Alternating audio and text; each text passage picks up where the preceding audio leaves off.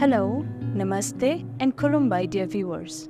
Today, we invite you to discover one of the cleanest villages in all of Bodoland. Nestled amidst the pristine landscapes lies Hainari village in the heart of Chirang District. It has earned the prestigious title of the cleanest village awarded by the Chirang District administration. Here, a remarkable transformation has taken place where the villagers have embraced the age-old adage, cleanliness is next to godliness. जोङो clean भिलेजखौ जोङो थांनाय 2019 नि 5 अक्ट'बरनिफ्राय start खालामदों। बिनिफ्राय continue दिनैसिम जोङो लाबोगासिनो दङ। दा बेवहाय माखासे बाथ्रा दङ। जोङो क्लीनखौ बोरै खालामनो हायो आरो क्लीनजों लोगोसे बिनि सिङाव थानाय माखासे समाजनि गेना गोरोन्थि, माखासे भुलप्रान्थि बा माखासे एन्टि ससियेल एलिमेन्ट्सफोर बेफोर जिनिसखौ जों बोरैहाय फोसाबनो हायो बेखौ जोङो थिक खालामनो थाखाय जोंनो मोनसे प्लेटफर्मनि प्रयोजन जादोंमोन। बेनो जाहैबाय गामियाव मोनसे क्लीन कमिटि नांगौ। जों ओरैनो जोंनि बिटिआर बा आसामाव जोङो बिटिआरआवथ' जों नुवाखैमोन। जोङो आसामाव मोनसे नुदों, जोङो बे जाहैबाय गवालपारायाव रांसाफारा होननाय, आरो बिनिफ्राय जों मोनसे मोनथिगौ एसियानि नाम्बार 1 मोनसे क्लिनेस्ट भिलेज जायखौ जोङो माने शिलंआव मावलिनं होननानै मोनथिगौ। दा बैसोरखौ जोङो मालाबा बेरायनायाव नुबोफेरदोंमोन। किन्तु जोंनि क्लीन खालामनायनि मेन उद्देश्यआ जाहैबाय एन्टि ससियेल माखासे एलिमेन्ट्सफोरखौ जोङो बोरै फोजोबनो हायो। बिनि प्रेक्टिकेल उसुबिदाया जोंनाव जाबाय थादोंमोन। जों जेला साफा खालामाखैमोन, गामिनि लामाफ्रा दाखोरजों जोख्लोबबोजोबबायमोन, लामाया फिसा जाबायमोन, थाबायनो मोनसे उसुबिदा फिल खालामबायमोन।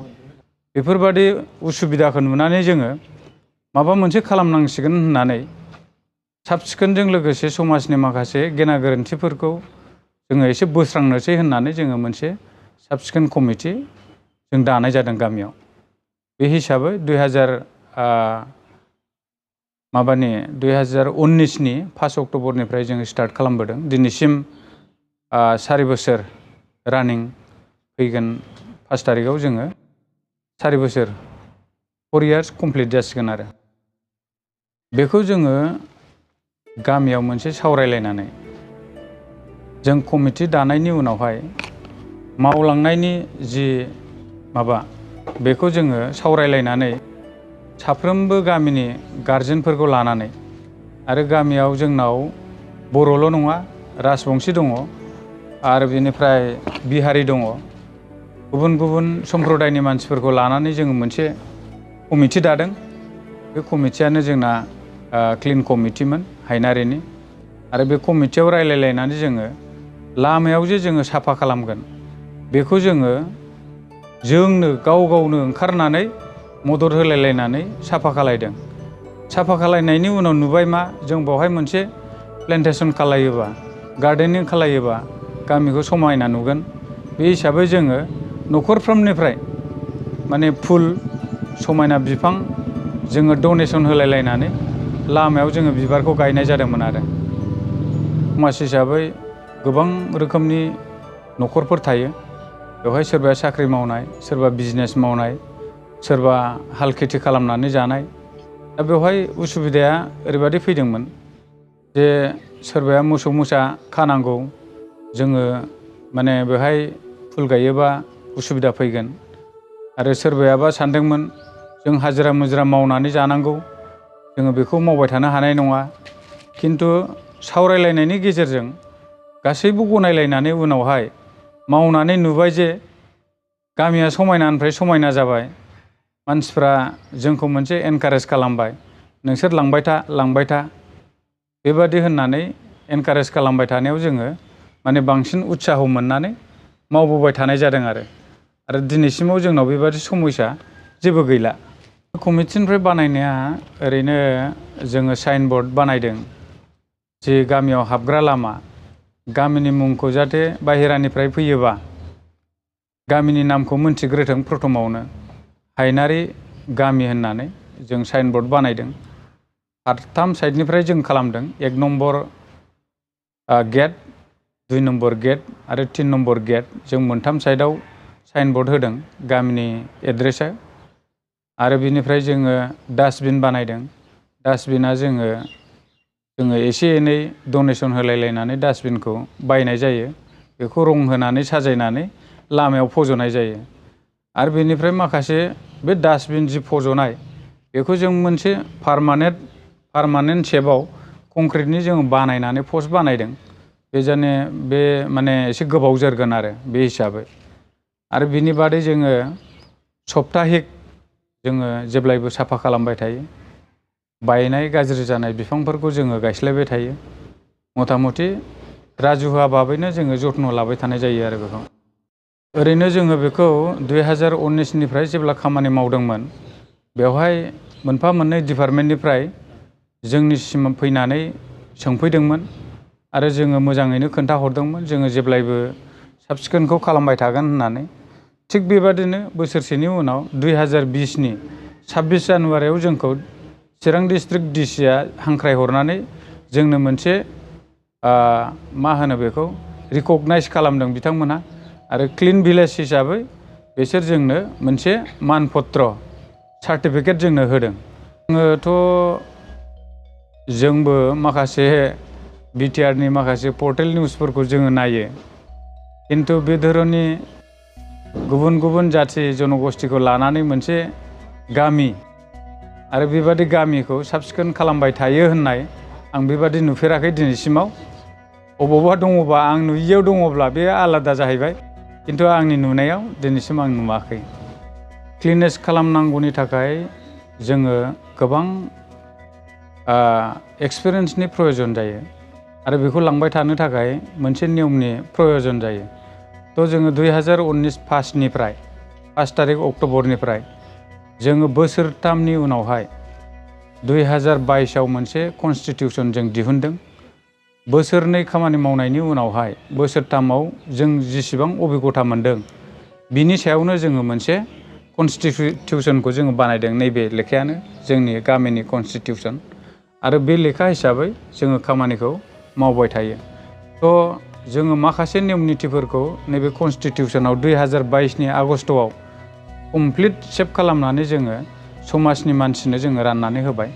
दा बे हिसाबैनो जों थांगोन आरो दा गतिके जों इन फिउचार नैबे कनस्टिटिउसननि दारैनो जोङो गामिखौ फोसाबलांबाय थानो हागोन आरो जोङो समाजनि थाखायबो खामानि मावलांनो हागोन बेखौ जोङो सानो। गतिके आङो नायगिरि बिथांमोनखौ खावलायगोन जोङो मोनसे खामानिखौ जाफुंहोनो थाखाय गावनो मोनसे बिसासाव लाग्रोनांगौ, बिनिफ्राय जागायनांगौ।